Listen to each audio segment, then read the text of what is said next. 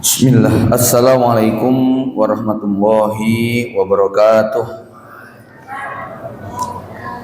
Innal hamdalillahi nahmaduhu wa nasta'inuhu wa nastahdihi wa natubu ilaih.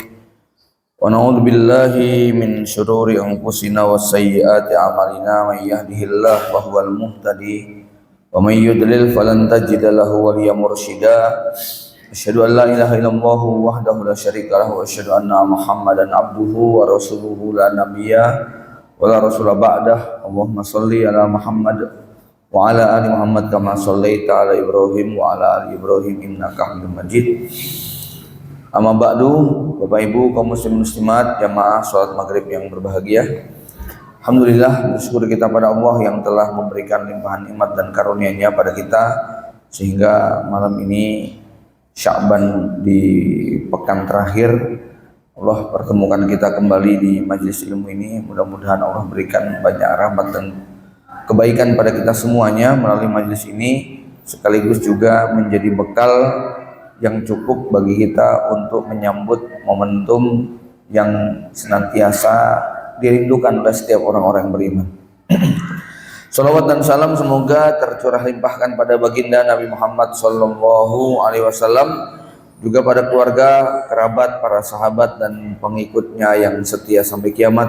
Semoga kita termasuk di antara umat beliau yang mendapatkan syafaatnya di yaumul hisab.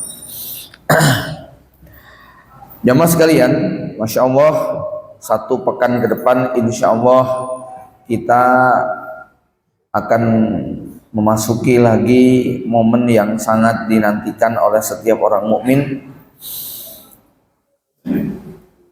Saya nggak bisa membayangkan kalau secara real Ramadan itu adalah sebuah pasar gratis yang ditawarkan pada kita semuanya, di mana isinya seperti kita masuk ke dalam sebuah mall raksasa. Di dalamnya beragam benda barang yang sangat kita butuhkan dan sangat kita inginkan. Kita betul-betul sangat menginginkan untuk memiliki semuanya. Lalu sang pemilik mall raksasa ini bilang, seminggu lagi kalian boleh masuk dan mengambil sebanyak-banyaknya sesuka kalian.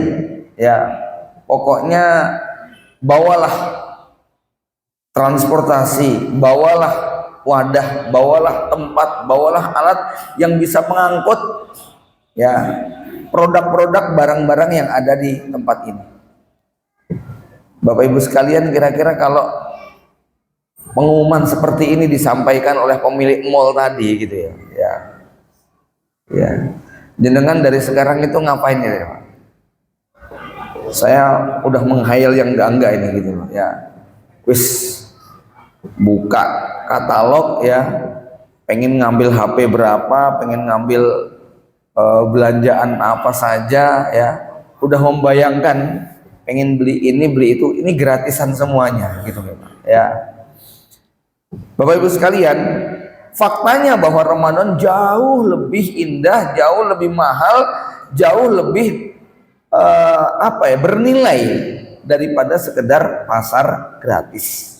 Ya, jangankan kok kemudian pasar gratis yang isinya ada HP, ada peralatan elektronik, ada aneka macam makanan, minuman dan sebagainya. Ya, pasar gratis yang isinya cuman sembako, sayur, buah yang nilainya nggak nyampe 200.000 itu saja antrinya.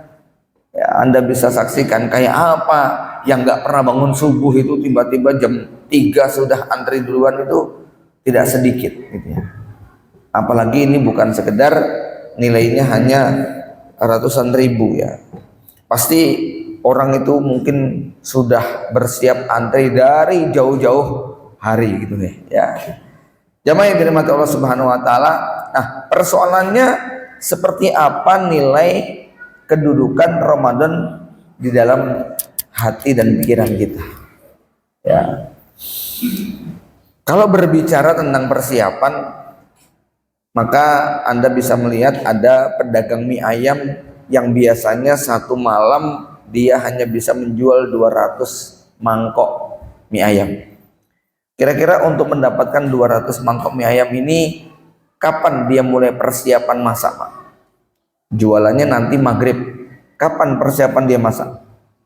Ya paling jam 9 pagi baru belanja, nanti pada duhur baru dimasak ayamnya, pada asar baru ditimbang mie-nya, ya dirajang-rajang sawinya, menjelang maghrib itu baru disiapkan mungkin mangkok dan sebagainya. Ada jualan pada maghrib.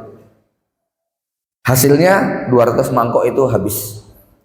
Tapi saya punya kawan yang dia itu jualannya adalah jas hujan, punya pabrik besar, dan dia memproduksi selama 11 bulan.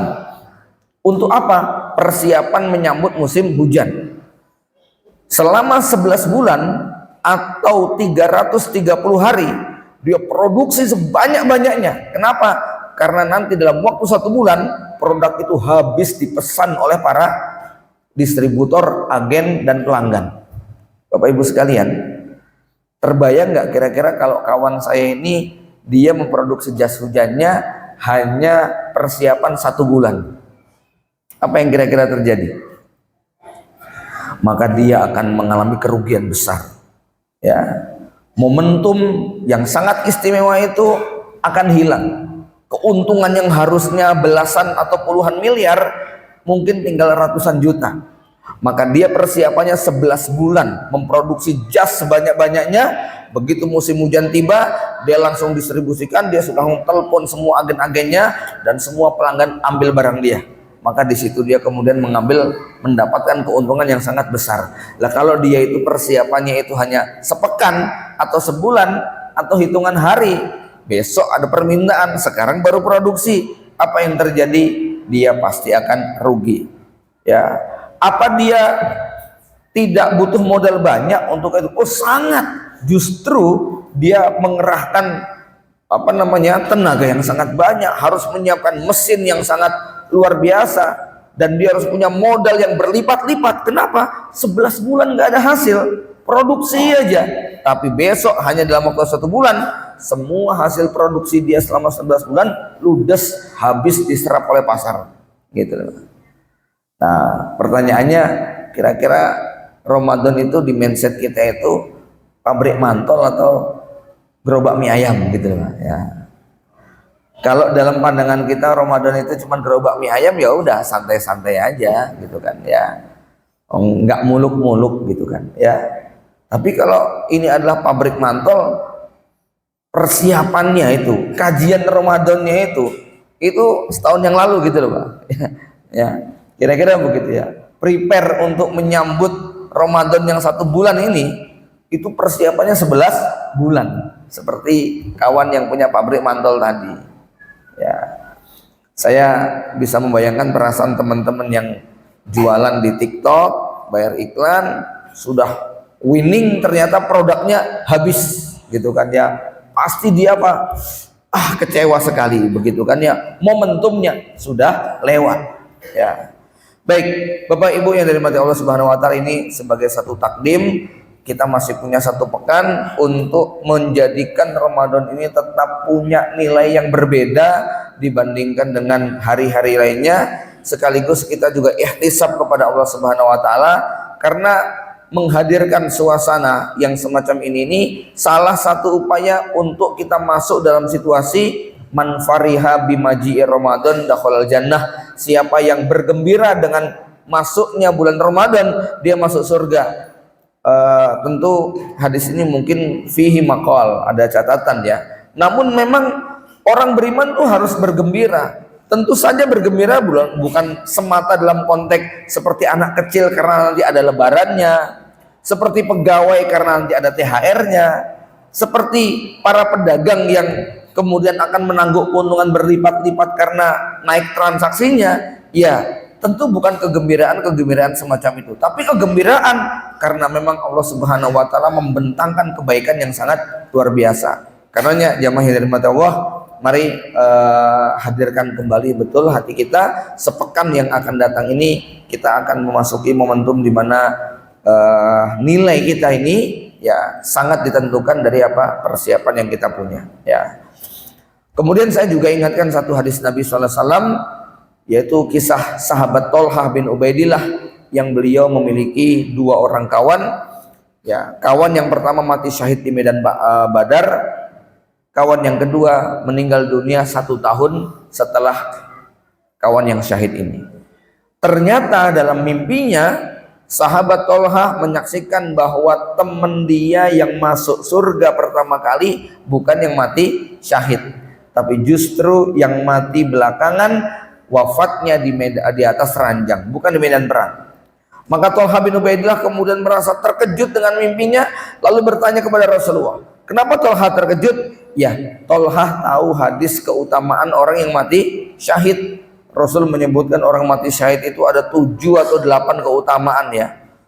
Diampuni dosanya dari sejak tetesan dari pertama, tidak merasakan sakaratul maut kecuali seperti digigit semut, tidak merasakan keguncangan di hari kiamat, tidak merasakan siksa kubur mungkar dan nakir, kemudian dibangkitkan di hari kiamat dengan pakaian bersimbah darah tetapi bau harum misak, kemudian diberi yang keenam, diberi mahkota yang lebih mahal daripada dunia dan seisinya. Yang ketujuh, dia akan diberi syafaat, diizinkan memberi syafaat kepada 70 orang anggota keluarganya.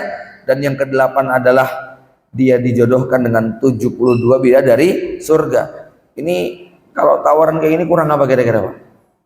Tapi kok ternyata masuk surganya belakangan. Justru yang wafat di atas ranjang masuk surga duluan. Maka beliau bertanya kepada Rasulullah SAW dan Rasul mengatakan, apakah kamu tidak ingat bahwa kawanmu yang meninggal dunia belakangan itu sempat ketemu dengan bulan Ramadan? Dia sempat tarawih 30 hari, dia sempat puasa 1 bulan, dia sempat membaca Quran sekian kali khatam, dia sempat untuk melakukan amalan-amalan di bulan Ramadan yang tidak dimiliki oleh sahabatmu yang meninggal duluan.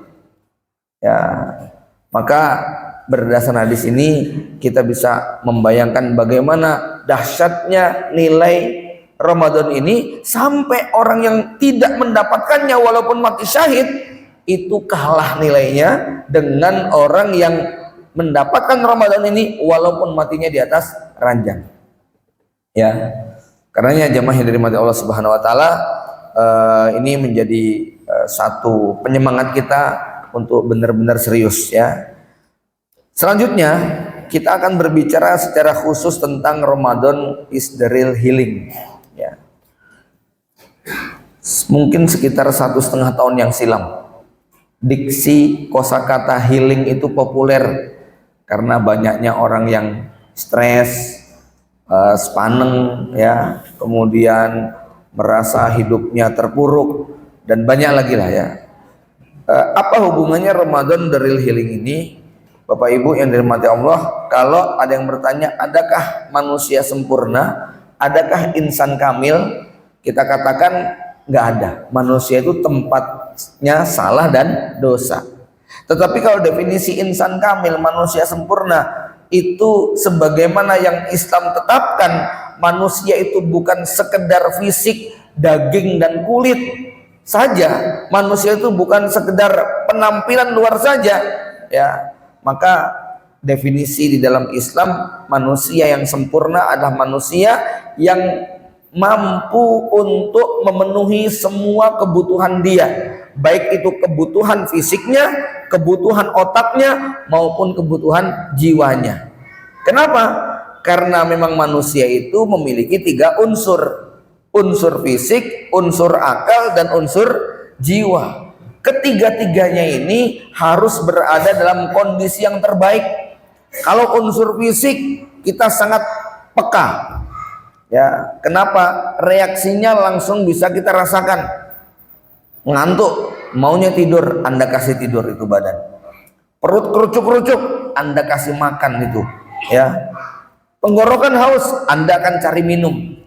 Maka semua yang namanya kebutuhan fisik biasanya kita dengan sangat cepat untuk merespon. Ya. Apapun gejala. Kulit gatal langsung digaruk, gitu kan? Cari air Remason, ya. kepala pusing, badan pegel, minta dipijit gitu ya. Pokoknya semua yang terkait dengan gejala fisik kita begitu sangat cepat untuk bereaksi, gitu kan ya. Mulut bau langsung sikatan, gitu kan ya. Badan kecut langsung mandi, gitu loh ya. Penampilan kucel langsung kita kemudian cuci muka, sisiran, macam gitu ya. Pokoknya hal-hal yang sifatnya fisik kita sangat sensitif, kecuali orang gila ya. Nah, orang gila itu masa bodoh begitu kan, mau rambutnya gimbal, mau nggak mandi 1 bulan, mau mulutnya bau dan sebagainya, dia nggak nyambung gitu ya. Tapi kalau kita normal, secara umum manusia begitu peka dan sensitif kalau ada gejala di dalam tubuhnya ya. Yang kedua, akal kita. Nah, ini sensitivitasnya agak berkurang gitu kan ya. Diajak ngomong nggak nyambung, yo jane pusing gitu, tapi nggak mau belajar gitu kan ya.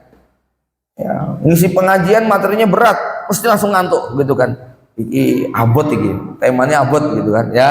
Itu sensitivitas untuk akal biasanya lebih lemah daripada sensitivitas untuk fisik gitu loh ya. Karena sensitivitas akal ini pada beberapa situasi dia tidak merugikan orang lain begitu kan ya. Tapi kalau pada fisik itu bisa berdampak kepada kanan kiri ya. Sebutlah misalnya antum nggak paham, ya sudah gak meneng wae gitu kan, nggak ketok tuh gitu ya. Nah, yang ketiga Bapak Ibu sekalian, ini yang sangat penting sebetulnya, yaitu apa? Perawatan jiwa kita. Kenapa? Karena manusia itu intinya bukan fisiknya, intinya bukan otaknya, intinya adalah jiwanya. Maka Allah menyebut manusia dengan kata-kata nafsun. Ya ayyatuhan nafsul mutmainnah. Ya ayyuhalladzina amanu qu anfusakum. Yang dijaga adalah jiwa. Karena hakikat manusia yang sesungguhnya adalah jiwa, bukan fisiknya. Ya, apa buktinya? Kalau misalnya kakek Anda meninggal dunia, sebut nama kakeknya Pak Ahmad. Ya, Mbah Ahmad meninggal dunia. Orang pada takziah. Ini ada cucunya Mbah Ahmad ini baru dengar. Ya, dia nggak dengar kalau simbahnya meninggal dunia. Dia begitu masuk rumahnya nanya, Simbah mana? Simbah mana? Ya, semuanya pada mengatakan Simbah sudah nggak ada gitu. Lah itu siapa yang tidur? Nah, gitu. Ya. Yang tidur itu jasadnya Simbah. Jadi yang disebut Simbah itu bukan jasad, tapi apa? Ruhnya, jiwanya. Manusia itu yang dinilai adalah jiwanya.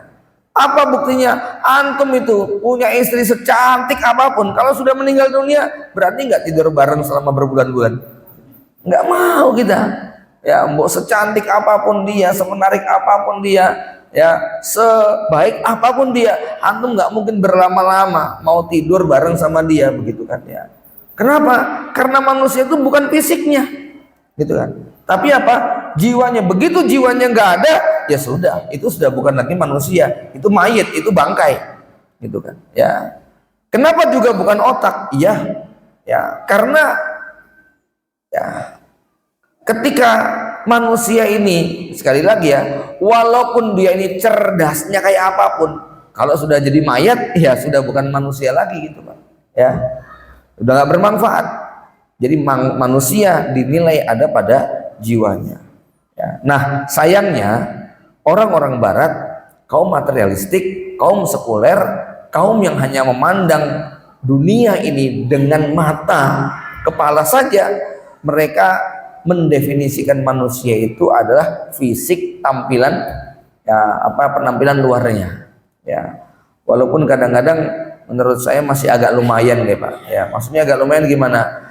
Biasanya kalau artis-artis barat, seleb-seleb barat, penyanyi-penyanyi itu di samping mereka itu cantik gitu ya, tapi kecerdasan itu juga menjadi penilaian gitu ya.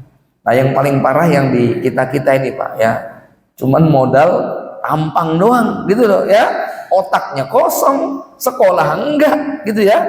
Ini paling parah ini gitu kan. Jadi benar-benar maaf, ukurannya adalah ukuran binatang. Binatang itu kan ukurannya ya ukuran-ukuran fisik begitu. Binatang tidak akan diukur dari jiwanya. Oh, dia ini anjing ini hatinya bersih, enggak gitu kan ya. Yang dinilai pada anjing itu ada ya kulitnya, kecerdasannya, kan begitu ya. Nah, jamaah yang dirahmati Allah Subhanahu wa taala ya, maka Allah Subhanahu wa taala menilai kita bukan dari fisik kita, seperti dalam satu hadis, innallaha la yanduru ila suwarikum wala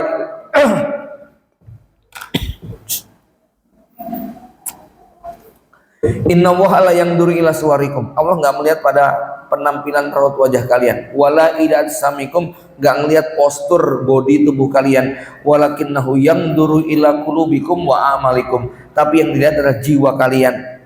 Yang dinilai oleh Allah adalah jiwa, dan memang demikian ya.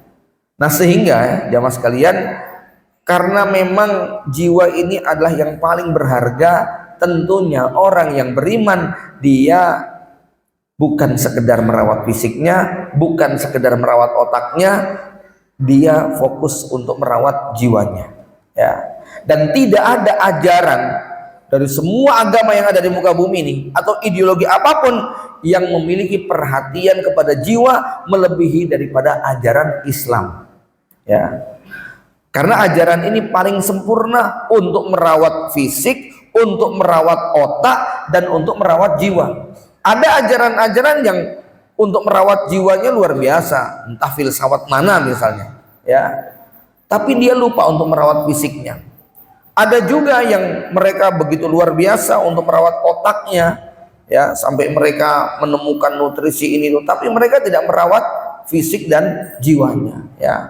Kalau seandainya ada ajaran lain yang dia merawat tentang jiwa luar biasa, namun apa? Mereka kadang abai dengan perawatan fisik, seperti sejumlah biarawan yang mereka tidak peduli dengan kesehatan mereka. Mereka hanya olah jiwa saja.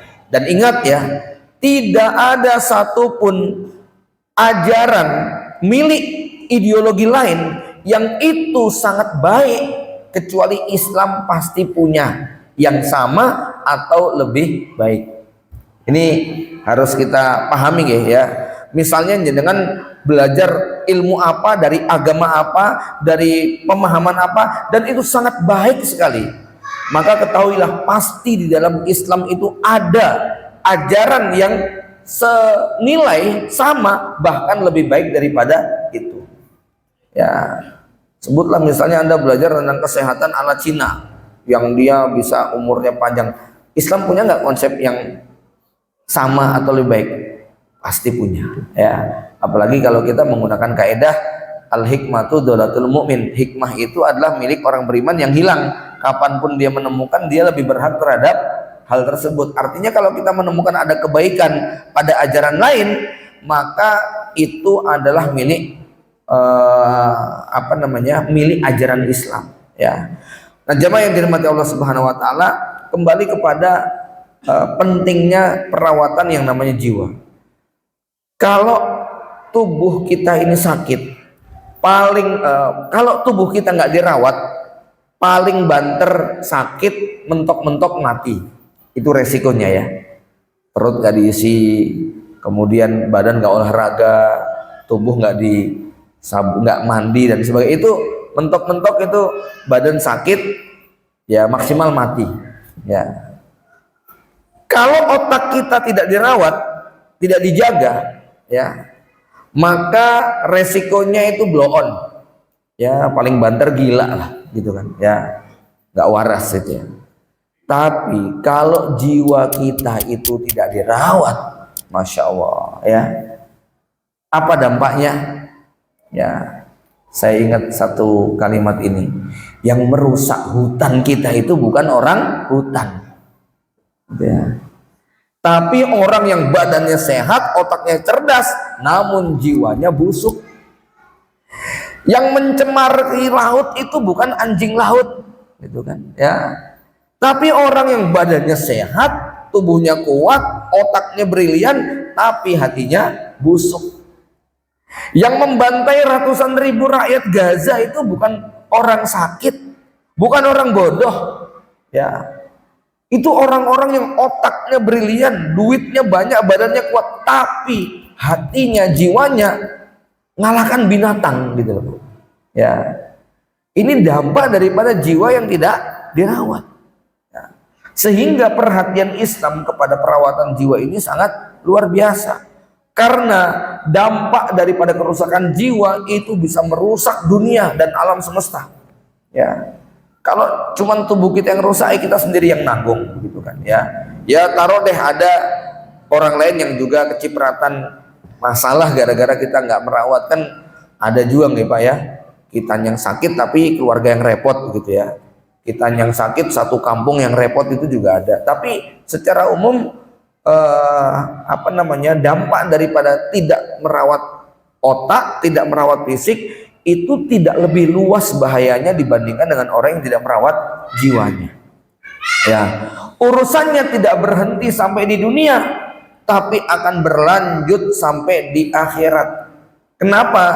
Karena besok yang akan dihisab di akhirat itu adalah bukan tentang berapa berat badan kita, seberapa tampan dan cantik kita, seberapa pinter dan cerdas kita. Enggak, itu tidak menjadi pertimbangan untuk menilai seseorang. Tetapi yang menjadi pertimbangan untuk menilai seseorang itu adalah seperti apa kualitas hatinya. Dalilnya apa?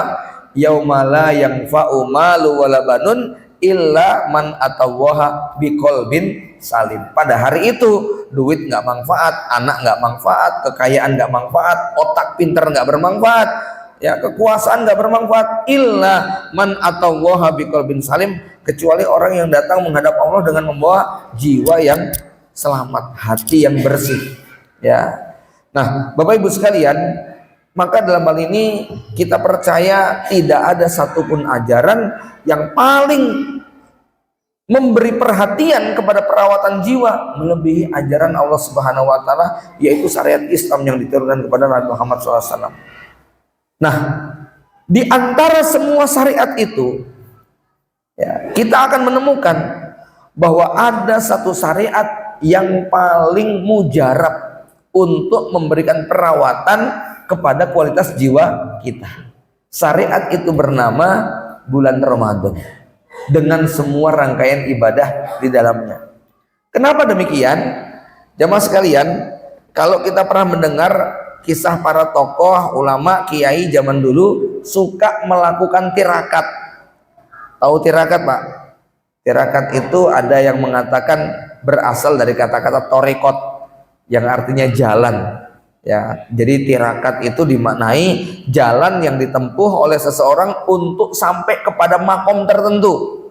Ya, tapi tirakat ada yang mengatakan berasal dari kata-kata taroka yatruku, meninggalkan. Maksudnya apa? Meninggalkan perkara-perkara mubah supaya dia sampai kepada makom yang terbaik. Nggak banyak makan, nggak banyak minum, nggak banyak main, nggak banyak tidur, ibadah terus tirakat. Ya. Nah biasanya mbah-mbah kita dulu itu memilih tirakat itu macam-macam.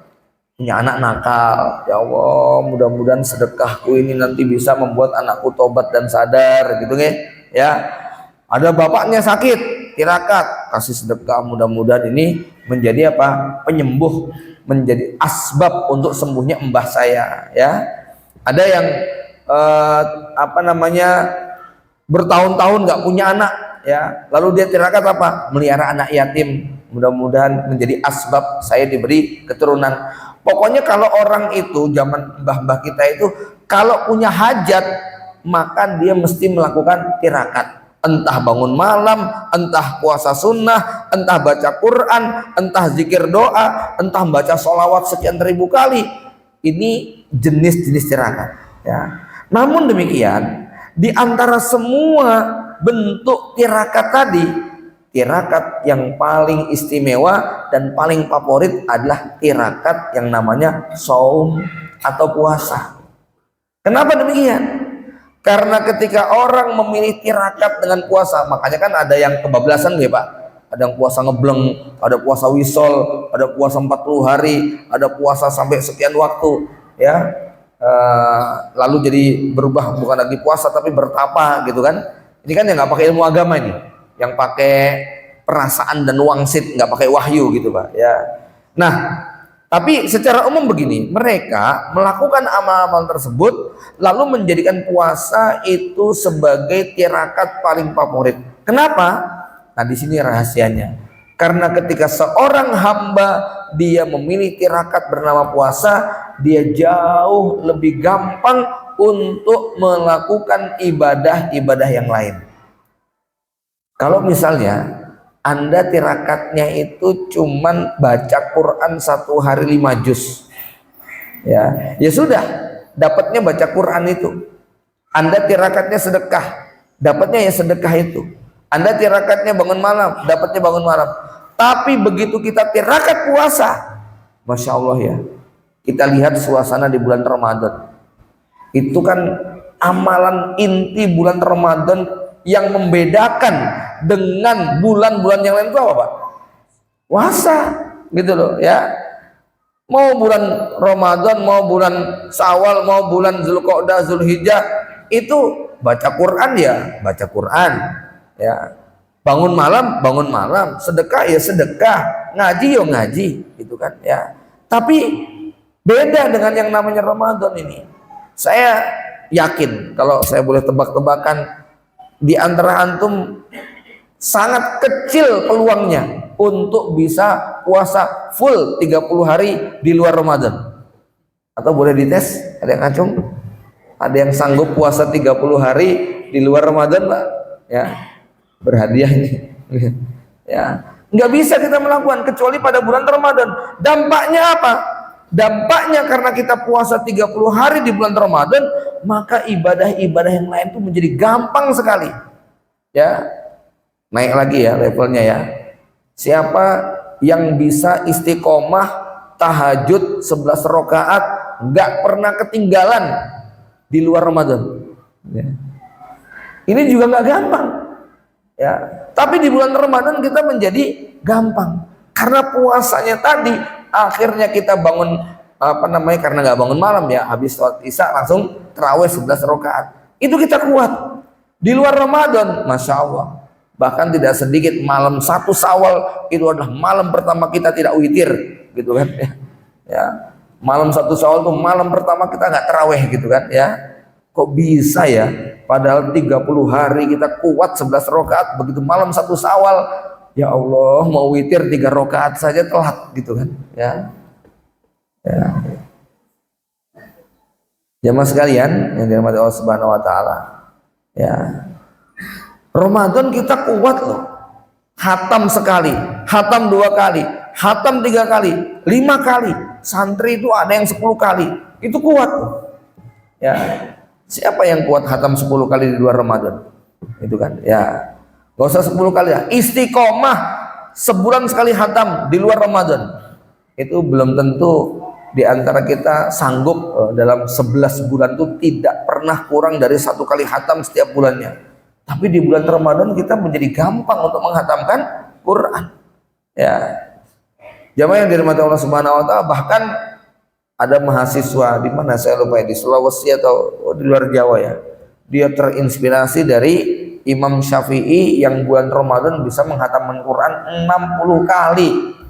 Dan ini mahasiswa ini, Masya Allah Pak, dia mau tirakat, mencoba dan sukses 60 kali hatam bulan Ramadan.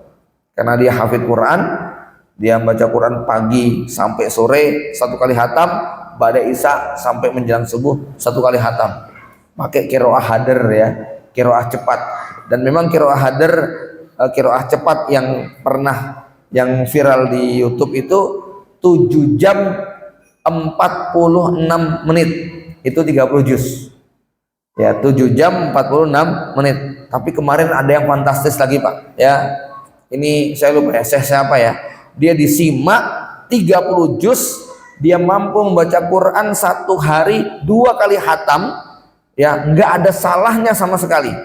Padahal untuk membaca 30 juz hanya butuh waktu 5 jam 36 menit. Wah, ini rekor betul ya Pak ya. 5 jam 36 menit baca Quran cepat, nggak ada salahnya sama sekali. Ya. Ini kalau bukan azabnya, imannya, ya, takwanya, itu nggak bisa itu, Pak. Ya. Berat sekali kita itu, ya. Jemaah yang dirahmati Allah, artinya apa? Cerita Imam Syafi'i 1 hari 2 kali khatam itu, kalau waktu kita kecil dengar itu nggak masuk akal, nah sekarang menjadi fakta yang bisa diikuti oleh generasi setelah, ternyata bisa, gitu kan, ya.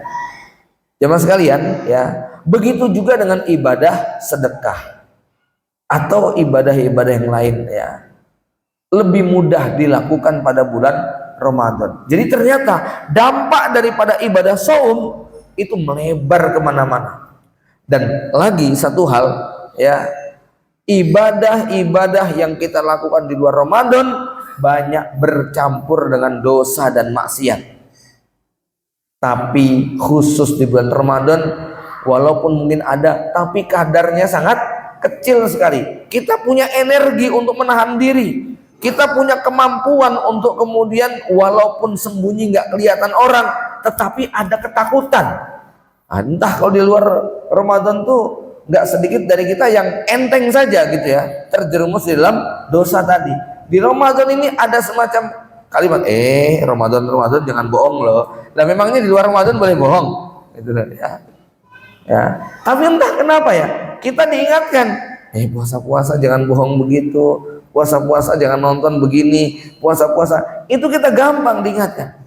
Maka inilah makna daripada bahwa Ramadan is the best healing itu benar-benar kita rasakan, ya, bahwa ketika seseorang itu sudah memilih amalan puasa, maka amalan-amalan yang lain menjadi lebih ringan.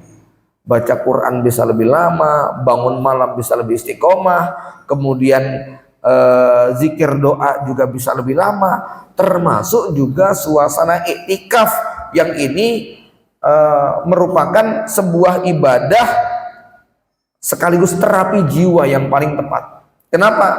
Anda 345 hari disibukkan dengan dunia, bekerja tiap hari, ketemu dengan orang, urusannya urusan duit, urusan pekerjaan. Ketika kemudian Anda off-kan itu semuanya, lalu bisa iktikaf, yang pembahasannya nggak boleh bicara duit di situ, ya. Maksudnya nggak boleh transaksi, nggak boleh kebanyakan urusan duniawi, dikurangi, syukur-syukur berhenti, ya. Walaupun mungkin era sekarang iktikaf agak susah, Pak, tetap aja iktikaf scroll terus begitu kan, ya. Itu fakta ini. Tapi setidaknya itu cukup membantu kita untuk tidak terlena, ya. Nah, jemaah yang dirahmati Allah Subhanahu wa taala, maka dalam hal ini Ramadan menjadi sarana yang paling tepat untuk membersihkan jiwa kita, untuk memperbaiki jiwa kita, ya, karena di dalamnya banyak sekali amalan-amalan ataupun ibadah yang memang sangat berpengaruh kepada kualitas jiwa kita, ya. Jemaah sekalian, yang pertama ibadah saum itu sendiri.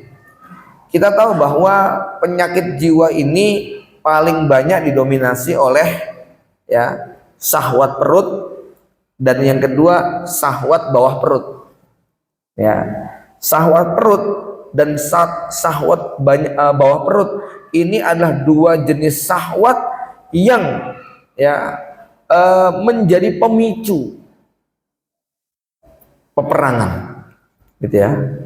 Coba saja kalau kita renungkan kebijakan-kebijakan yang hari ini banyak diambil, ya, oleh para pemangku kebijakan, itu urusannya muter-muter nggak jauh dari apa? Syahwat perut dan bawah perut, gitu ya. Maka kata Imam Ibnu Qayyim, manusia itu memiliki dua sifat kebinatangan. Yang pertama adalah syahwat perut dan bawah perut, yang kedua adalah ghadab atau marah. Dua sifat kebinatangan ini sebenarnya berfungsi untuk melanggengkan kehidupan manusia. Karena Anda kalau nggak punya syahwat perut itu ya mati. Begitu juga kalau nggak punya syahwat bawah perut, nggak punya keturunan. Ya. Tapi ketika syahwat ini kebablasan, maka yang terjadi adalah penyakit fisik dan yang terjadi kita akan berada di titik terendah yang sangat memalukan. Cerita di IG itu bagaimana orang digerebek-gerebek itu kan banyak sekali gitu ya. Digerebek sama warga, digerebek sama istrinya, digerebek nggak karu-karuan lah. Ini urusannya apa? Syahwat bawah perut, gitu kan? Ya. Syahwat yang oleh Allah itu dikasih dengan tujuan untuk melangsungkan kehidupan manusia, tapi ketika kemudian penggunaannya kebablasan, justru akan berujung kepada kebinasaan. Yang kedua, ghadab. Ghadab itu penting, Pak. Marah itu penting. Sebab kalau kita nggak punya rasa marah sekali, ya mati kita. Anda dipukuli diem aja, jotosi diem aja, ya harus marah. Nih nggak marah kita nanti mati kita, gitu ya. Tapi ketika dosis marah ini over, gitu ya, cuman kesenggol dikit langsung bacokan keluar, gitu kan, senggol bacok jadinya, ya. Hanya gara-gara apa namanya dikasih tahu, Pak, tolong Pak antri Pak. Marahnya kebablasan, pisau dikeluarin begitu kan. Ini overdosis gitu ya. Marah yang seharusnya merupakan tabiat binatang yang Allah titipkan pada jiwa kita supaya itu bermanfaat buat keberlangsungan hidup kita. Tapi kalau dosisnya kebablasan, maka akan berujung kepada hilangnya nyawa, gitu kan ya. Keluarlah kata-kata yang nggak pantas untuk diucapkan. Itu semua gara-gara apa? Ghadab, begitu ya. Dan kita tahu bagaimana pengaruh yang luar biasa daripada saum untuk meredam syahwat perut dan bawah perut dan untuk meredam amarah. Ya, maka Rasul sampai mengatakan, kalau kamu lagi puasa kok diganggu, kok diusili, kok dijaili, katakan inni shaim, begitu kan? Saya lagi puasa, tolong jangan pancing amarah, gitu kan ya. Kita lebih mudah untuk menahan emosi kita pada saat kita sedang puasa. Ya, inilah kenapa kok Ramadan ini menjadi obat yang paling kuat. Ya, bahkan ada yang ketika mau marah ngelihat jam, aduh, azan maghrib masih 1 jam lagi nih. Ya, dia mampu menahan marah sampai azan maghrib tawuran, gitu kan ya. Tapi paling tidak puasanya mampu menahan, gitu loh Pak. Ya, mampu menahan ya. Jadi jamaah yang dirahmati Allah ini ya, kenapa dia menjadi the best healing ya. Dengan puasa perut kita tahan untuk tidak mengkonsumsi berlebihan. Dan faktanya memang yang Nabi katakan tuh nyata ya. Mala abna Adam ya, tidak ada wadah yang diisi oleh anak Adam yang lebih buruk ya, melebihi apa? Lambungnya. Tidak ada bejana yang diisi oleh anak Adam yang lebih buruk daripada apa? Lambungnya. Dan memang jamaah sekalian, penyakit kita itu sumbernya cuma 2, gitu kan ya.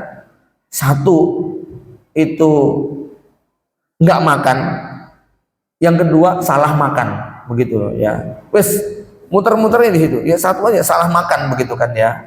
Ya salahmu nggak makan itu. Yang kedua Pak, salahmu makannya salah, gitu kan ya. Maka itu akan berdampak kepada penyakit yang lain-lain ya. Maka saum ini betul-betul memiliki pengaruh untuk kesehatan tubuh kita yang ya sangat luar biasa ya. Kemudian ibadah yang kedua adalah sholat. Bagaimana sholat ini bisa menjadi the best healing ya? Coba kita dengarkan ayat yang berbunyi wa idat ma'nantum fa aqimus shalah. Ya, apabila kamu sudah tenang maka tegakkan sholat. Wa idat ma'nantum fa aqimus shalah. Kalau kamu sudah tenang, artinya apa? Sholat nggak boleh dilakukan secara tergesa-gesa. Sholat nggak boleh dilakukan dalam suasana pikiran kacau. Sholat tidak boleh, maksudnya apa? Gak bakal bisa kita lakukan dalam keadaan hati kita sedang gak karu-karuan. Fa'idat ma'nantum. Maka apa? Prepare sebelum masuk kepada ibadah sholat, tenang dulu, gitu kan ya. Nah ini yang kemudian membuat orang suasana jiwa yang tenang. Apalagi di dalam sholat itu ada satu rukun namanya apa? Tumak ninah ya. Sehingga Rasul mengingatkan kalau lapar, apa kalau kamu marah ya, apa yang dilakukan? duduk kok masih marah, tidur kok masih marah, ambil air wudhu, kemudian apa? Sholat. Maka suasana emosi jiwa kita akan diredam dengan apa? Kekuatan sholat kita. 2 rakaat kok masih marah, tambah 2 rakaat lagi. Insya Allah semalam suntuk sholat terus nggak marah lah, gitu ya. Ini ya ibadah sholat. Ya, saya nggak perlu bahas panjang lebar. Yang intinya dia punya kekuatan dahsyat untuk meredam kesedihan. Ya, Anda bersujud ke tanah, tetapi yang dengar adalah yang ada di langit. Ya, satu lagi yang ingin saya katakan dalam bab sholat itu begini, Pak. Ya, kita ini sholat itu kan intinya doa. Makna sholat adalah ad-doa. Ya, Bapak Ibu sekalian, ya, doa itu adalah jembatan yang menghubungkan antara satu harapan kepada harapan berikutnya. Maka orang yang sudah tidak punya harapan pasti nggak akan berdoa. Percaya deh, ya. Antum kalau sudah nggak punya harapan nggak akan berdoa. Ini tes ya. Ada nggak di antara antum yang berdoa pengen jadi presiden? Ayo, ada nggak? Ya, kenapa? Nggak ada harapan gitu ya, makanya nggak berdoa gitu ya. Ya, ada nggak yang berdoa, ya Allah minta 1 triliun, ya Allah minta 1 triliun, ya Allah, ada nggak? Coba, nggak ada kan? Kenapa? Nggak punya harapan gitu loh, ya. Nah, kita hanya akan berdoa pada sesuatu yang memang kita masih mengharap. Padahal Allah sudah berjanji, kamu minta apapun kepadaku, kemungkinannya cuma 3. 1 dikabulkan, persis seperti yang kamu minta. Minta apa saja, ya. Yang kedua, diganti dengan yang semisal atau lebih baik dari yang kamu minta. Kamu minta duit 100 juta, mungkin nggak dikasih, tapi sama Allah dikasih rumah, dikasih yang lain-lainnya, gitu kan? Atau dikasih anak yang nilainya bukan lagi 100 juta, gitu kan ya. Atau yang ketiga, di dunia nggak dapat, maka besok di akhirat dicairkan menjadi pahala dan apa namanya, ya, ganjaran yang sangat mahal sekali harganya, ya. Nah, kalau kita sudah tahu bahwa berdoa itu cuma 3 kemungkinannya, 1 dikabulkan, 2 diganti dengan lebih baik, 3 akan Allah cairkan besok di akhirat, harusnya orang itu tidak malas untuk berdoa, gitu kan. Masalahnya tuh punya harapan apa, begitu kan ya. Kalau harapan kita kecil-kecil semuanya begitu kan, nanti doa kita apa? Jadi sedikit. Maka apa? Disinilah kemudian nanti kalau antum, saya mengajak pada diri saya dan antum sekalian, ayo doa minta kepada Allah sesuatu yang mungkin menurut kita nggak ada harapan, minta saja, ya. Dan Anda tidak perlu pusing apakah dikabulkan atau tidak dikabulkan, ya. Kenapa? Pengkabulan itu bukan domain kita, bukan wilayah kita. Wilayah kita adalah minta, dan minta. Sampai pada level di mana suasana kita meminta kepada Allah lebih nikmat daripada jawaban daripada doa kita sendiri. Jadi nanti levelnya sudah bukan lagi nunggu-nunggu mana nih terkabul atau enggak, Pak. Levelnya apa? Kita tuh asik banget. Ya Allah, minta duit sekian, ya Allah. Ya Allah, minta istri begini, ya Allah. Ya Allah, minta anak supaya jadi begini, ya Allah. Ya Allah, minta supaya. Anda minta ngobrol kayak begitu sampai pada level rasa mintanya itu lebih nikmat daripada apa? Jawaban dari atas permintaan tersebut. Ya, dan itu yang membuat kita tenang. Walaupun tidak kabul, tetapi kita punya 2 keyakinan. 1 akan diganti dengan yang lebih baik, 2 akan disimpan di akhirat. Ya, dan ini yang membuat kita nggak pernah berhenti untuk minta kepada Allah. Kenapa? Makin sering minta, makin banyak minta, makin lama minta, ya kita akan senang ketika mendapatkan manapun. Dikabulkan, alhamdulillah. Ditukar yang lain, alhamdulillah banget, gitu ya. Disimpan di akhirat, oh lebih alhamdulillah lagi. Coba, apa yang rugi coba itu? Ya, dan kita merasakan kenikmatan pada saat kita meminta kepada Allah. Ya, berdoa yang lama, ya, sampai kita merasakan kenikmatan. Nah, di situ ketenangan jiwa kita akan kita dapatkan. Apa saja yang bikin antum resah, apa saja yang bikin antum nggak nyaman, antum berdoa kepada Allah Subhanahu Wa Taala sampai pada level berdoanya lebih nikmat daripada jawaban doa tersebut. Amalan yang ketiga yang menjadi healing adalah sedekah kita, kemudian tilawah kita dan ibadah-ibadah yang lain ini ketika dilipat gandakan, percayalah bahwa di situ kita akan merasakan betul-betul nilai healing ataupun penyembuhan dari berbagai masalah yang kita hadapi. Bapak Ibu jamaah yang dirahmati Allah Subhanahu wa taala, demikian kajian kita pada malam hari ini ya, yang pada intinya ketika semua amalan-amalan dalam Ramadan ini kita laksanakan secara maksimal, maka kita akan bisa merasakan manfaat yang sangat besar daripada semua ibadah-ibadah tersebut. Aku qouli hadza wa astaghfirullah li wa lakum. Assalamualaikum warahmatullahi wabarakatuh.